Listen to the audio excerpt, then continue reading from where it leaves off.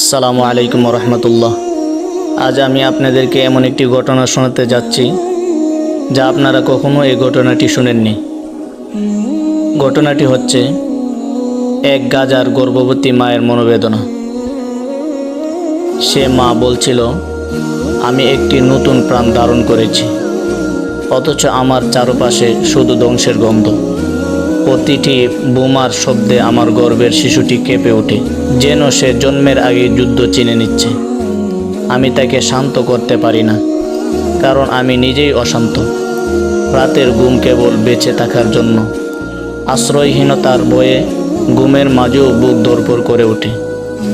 এই বুঝি ছাদটা ফেটে পড়ল, এই বুঝি শেষ নিঃশ্বাস।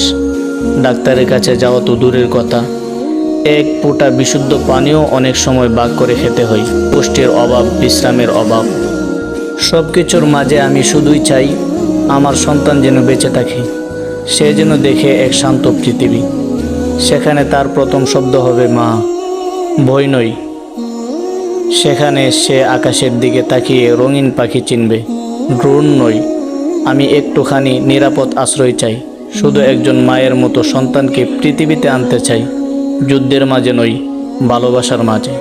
ভিডিওটি ভালো লাগলে সাবস্ক্রাইব করে রাখবেন। ইনশাআল্লাহ পরবর্তী ভিডিও